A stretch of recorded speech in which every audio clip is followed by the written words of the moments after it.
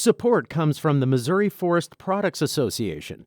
Missouri produces wood pallets, railroad ties, white oak barrels, hardwood floors, and more. Details on the variety of products made in the state are at choosewood.com. This is St. Louis on the Air from St. Louis Public Radio. I'm Elaine Cha.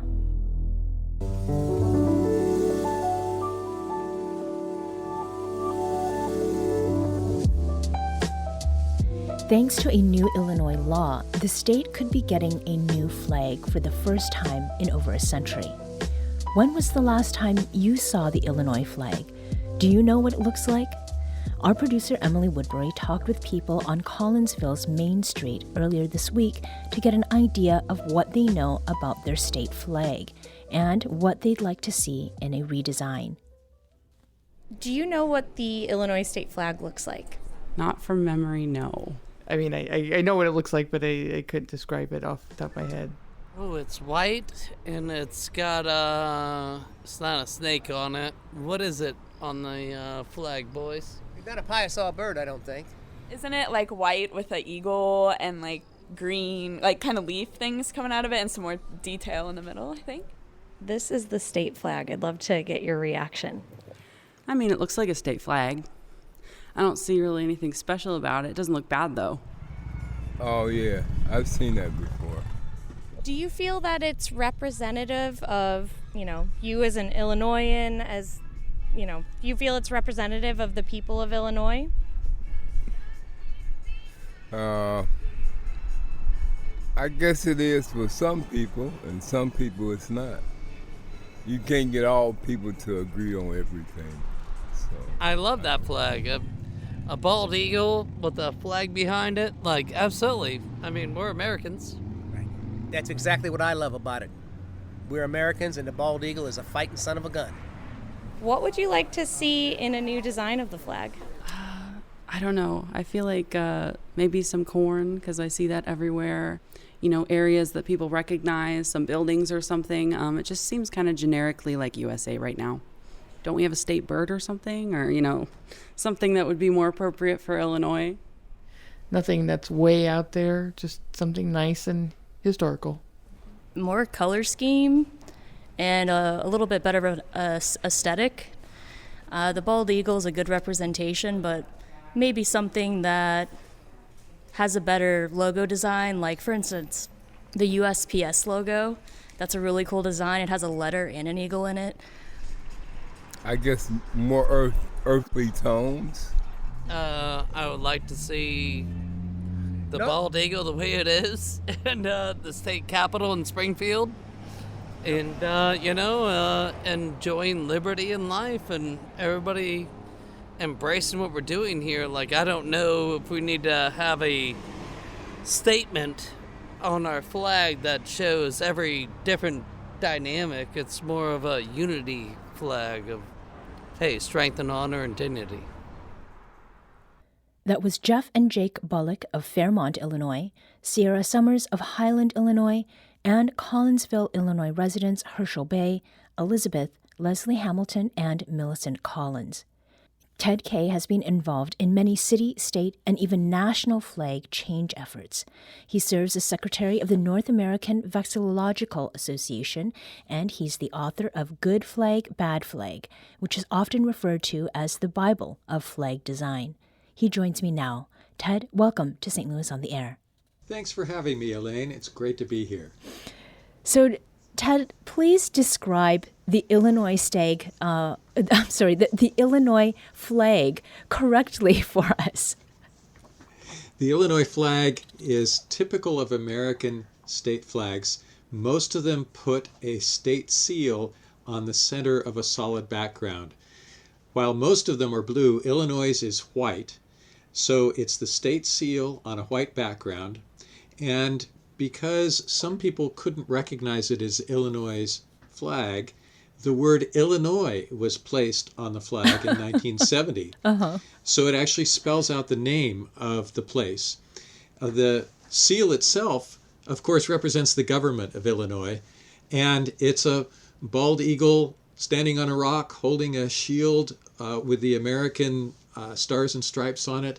It's holding a ribbon that says State Sovereignty National Union, and there's a sun rising or setting in the distance, and in the front is a lawn of some kind and a branch of leaves. And on the rock are two dates, 1868 and 1818. 1818, of course, is when Illinois joined the Union, but 1868 is when the seal was created. So those two dates are on the seal, which is on the flag. So without seeing it and listening to your description of it, it sounds like something that would be an American flag. And this is coming from someone, I've lived here in the U.S. for a long time and have been in the Midwest for about a decade, but it doesn't sound all that distinctive. Are there pieces of the history of the Illinois flag that maybe are a little more distinguishing? There's hardly anything on the flag that says Illinois about it. It's a very generic seal, which is fine. But the key idea of seals is they belong on paper, seen 15 inches from your eye, not moving, and on just one side of the piece of paper. When you put a seal on a flag, the flag needs to be seen at a distance, flapping on a piece of fabric, and seen on both sides. And in fact, the only thing truly distinctive about the flag is writing the name Illinois on it, which, of course, when you see it on the back, it says Cyanilli. So really there isn't anything that sets it apart. Does this mean that the proposal to change the Illinois state flag surprised you at all?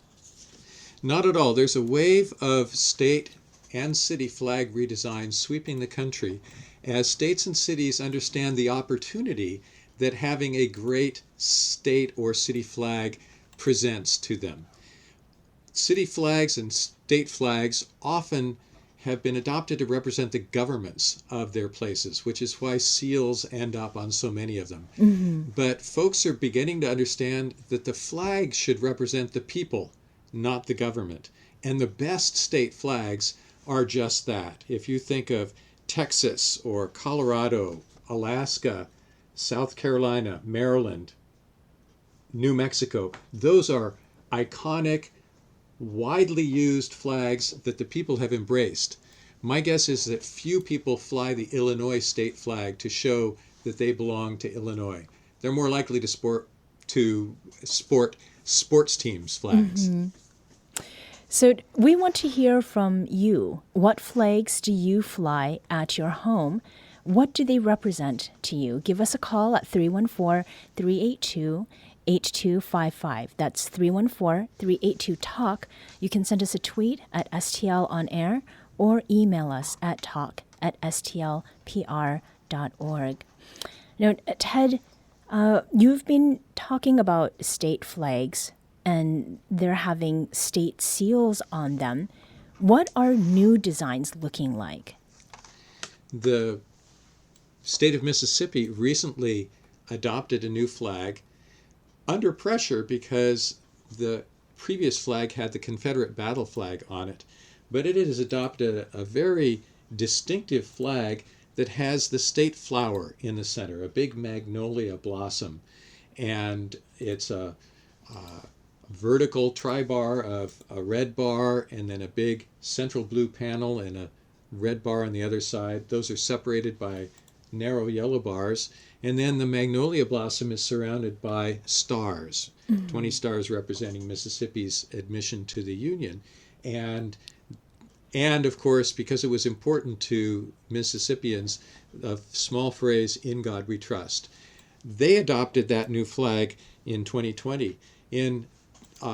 Earlier this year, Utah adopted a new flag, replacing its seal on a solid background with a very distinctive flag with a beehive, mountains, canyons, red, white, and blue, and gold. It's an iconic new flag for Utah. And other states are considering it as well. Massachusetts, Minnesota, Maine, and now, of course, Illinois. And what do you think is driving this this willingness to change something that is is so representative of a place and its people?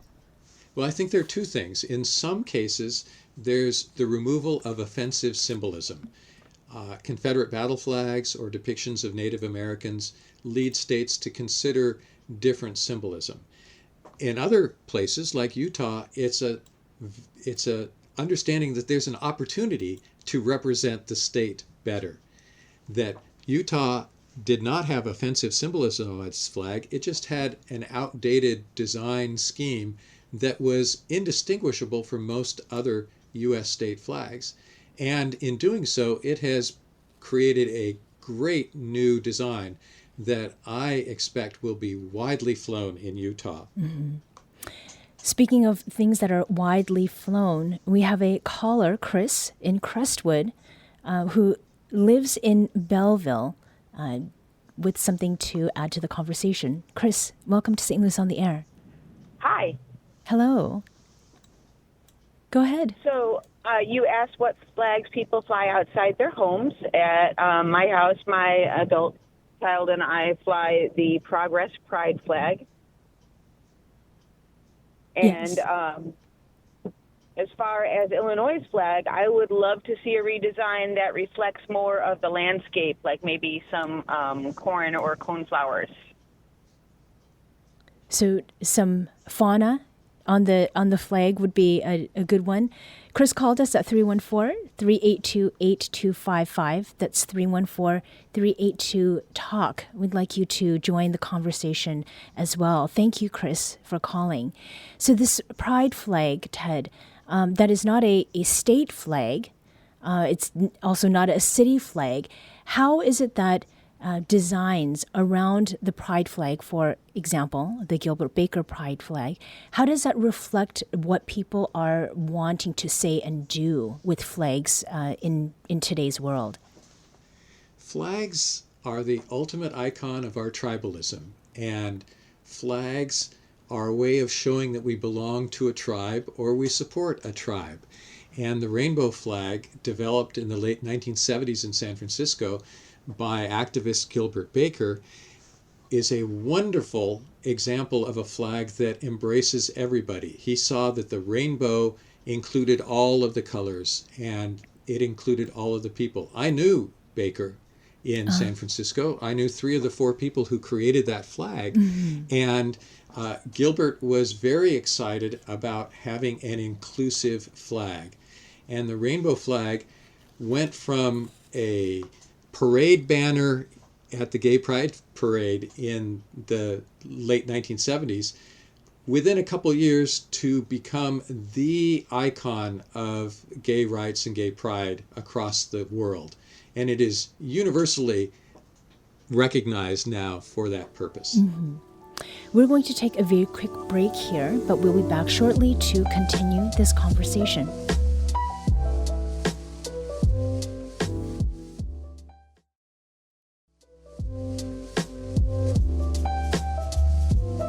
Now back to our conversation with Ted Kaye, Secretary of the North American Vexillological Association, which is devoted to the scientific and scholarly study of flags. And we're talking with Ted on the occasion of a possibility that Illinois State will get a new flag for the first time in over 100 years.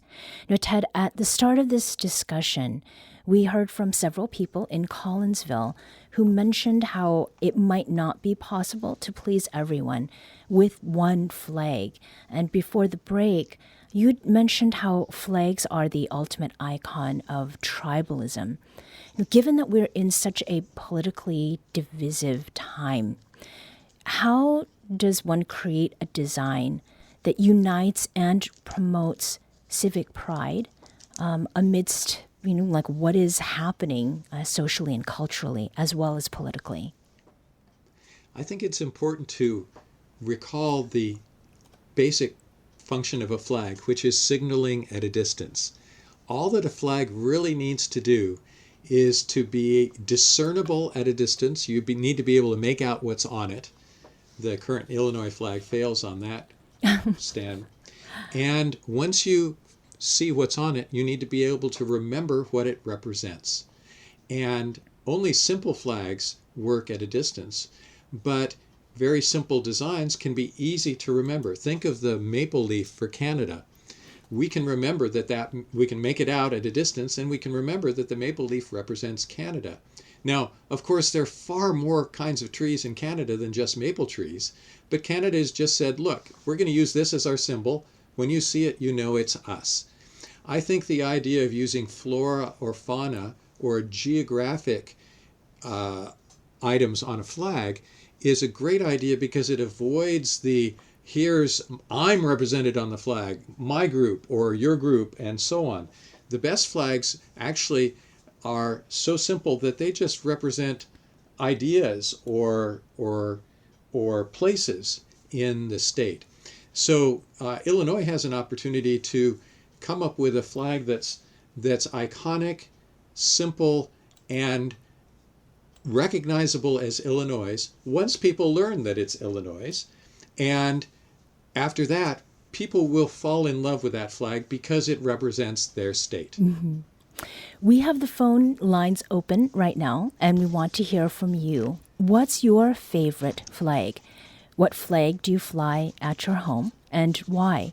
Call us at 314-382-8255. That's 314-382-TALK. And Ted, I have to tell you, I am wearing 2 flags right now on my shirt, and one of them is the Canadian flag. Yes, so yes. appreciate that little connection there. Now, Utah, you spoke about a little earlier. They just changed their flag, and it now has mountains and a beehive. So I think that gets to your point about flora and fauna. What are some other examples of good flags, whether that's at the state level or maybe the city level? Well, you have 2 in your states there. Chicago's flag is one of the very highest rated city flags in the country. When we ran a survey, our organization nava.org, ran a survey in 2004 of 150 state flags, and Chicago's and Washington, D.C.'s were tied at the top of the survey with 9 points out of 10 they averaged. St. Louis's flag got 8.5 points on a scale of 0 to 10. It was in the top 5. Those are great, iconic city flags. When we did our survey of state flags, Illinois got a 4.3 and Missouri got a 4.5. Oh. They were rated far lower than those great city flags. Mm-hmm. But among state flags, Alaska, wonderful flag, a blue background with the Big Dipper constellation and the North Star, iconic. South Carolina, the palmetto and the crescent on it. The New Mexico flag, yellow and red for the Spanish heritage with the Zia sun symbol in the middle. Mm-hmm. Tennessee with a disc with 3 stars representing the 3 sections of Tennessee and red, white, and blue colors. Mm-hmm. Texas is the most popular state flag, the Lone Star flag, the Lone Star State. Mm-hmm. Illinois can aspire to join those states. Sure. Well, and there are people who do love their state flags. One example we have is Jamal, who is calling from here in Missouri. Jamal, welcome to St. Louis on the Air. Hi, good afternoon. Hello. It's my first time calling. I listen to you all the time. Oh, great. Thank you for taking my call. Of course. So go ahead. Yeah, so I live here in Missouri, and listen to you all now. I just want to give my opinion. I'm listening to the gentleman talking about how different flags are simple and are really recognizable. I'm originally from Maryland. Us Marylanders, we love our flag, Mm-hmm. and just the way it's designed, and it's a simple, also in its own way, that many people recognize the Maryland flag that are not even from Maryland, So, I just really agree with what he's saying. Right, right. Thank you so much for calling, Jamal. First time and hopefully not the last time. Andrew in STL also has something to share. Andrew, welcome to St. Louis on the Air. Thanks so much for having me. Mm-hmm. So Yeah, tell us about your... We like the St. Louis flag. I mean, I think that's just super iconic for the city, and you could totally see it from afar. And it's just, if I had to choose between the St. Louis flag and the Missouri flag, St. Louis is hands down the one that stands out to the gentleman's point. Mm-hmm. Thank you, Andrew. And Rich and Bevo, please join our show. Elaine. Yes, hello. Hi, first time I call since you've been on the air. Oh. I've been a long time caller before. But anyway, my vexiophilia extends to this flag of the city of St. Louis, which I love so much that I have it tattooed on my forearm. Oh, that's commitment. Yeah, thank you so much for calling again, Rich. Now, Ted, this kind of love, vexillological love, is something that extends not only to objects, but to people's bodies. What is it about flags and the study of flags that is so enchanting to people? Well, flags represent our places. They represent our tribes. And if we love our tribe, we connect to the flag. And if the flag is a great design, it's much easier to fly and fall in love with and to put it on our bodies. We like to say that a great signal of how a flag is embraced by the people it represents is when it starts showing up as a tattoo. So I loved hearing that point made. And it's interesting to hear Jamal talk not about the Missouri flag, but about the Maryland flag, which is a great design. It's a heraldic design. It comes from the arms of Calvert, Lord Baltimore, and there's no other state flag like it. And you see that flag and its design elements everywhere. Mm-hmm. Missouri has a great basis for a flag, a red, white, and blue stripes, but it's put its seal on it, which is very complex and you can't see it. So if Missouri just put something more simple in the middle of its flag or adapted that somehow, Missouri could have a great design as well. So less is more in this particular case. Absolutely. And we're talking with you because Illinois could be getting a new state flag. What would that process look like? There are two usual ways to do it. One is you hire someone or a team or a company to design. The other way, which is more common, is to have a competition and open it up and ask people in Illinois and beyond to offer ideas of new designs, and then form some kind of committee that's representative of the people of Illinois to sort through those designs, narrow them down, have public input on the finalists, and eventually choose one. And I predict that whatever is chosen, some people will love and some people will hate, and there will be battles over it.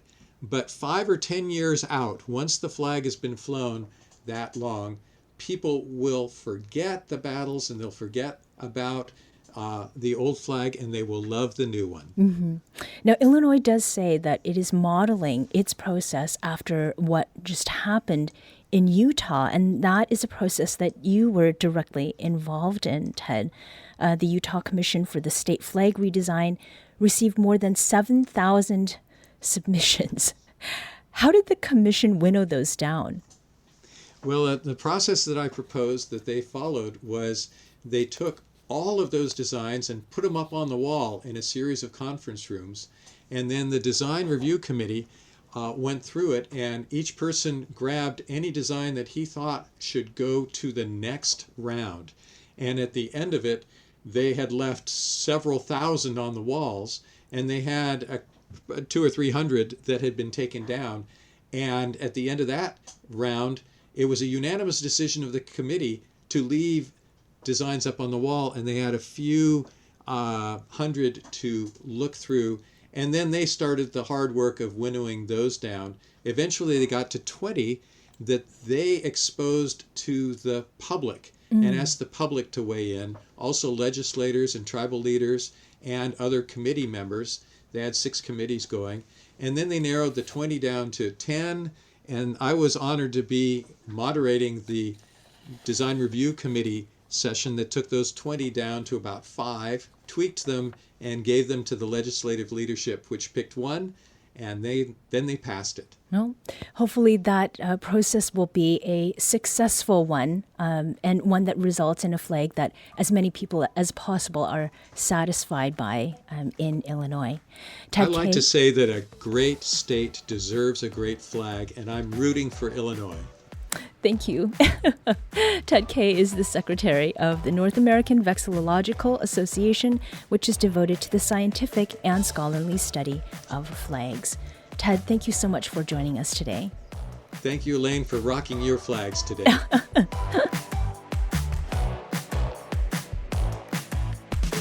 This episode was produced by Emily Woodbury.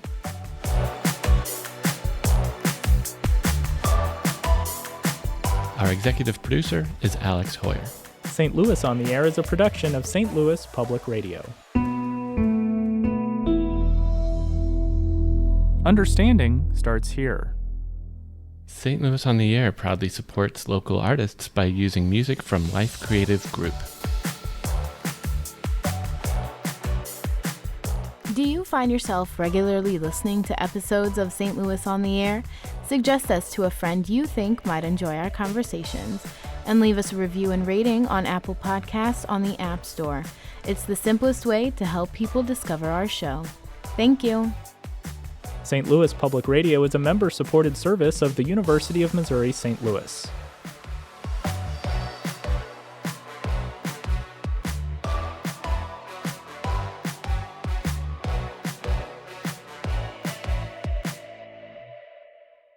Support comes from the Missouri Forest Products Association, providing more than 41,000 jobs in the production of wood pallets, railroad ties, white oak barrels, hardwood floors, and more. Details at choosewood.com.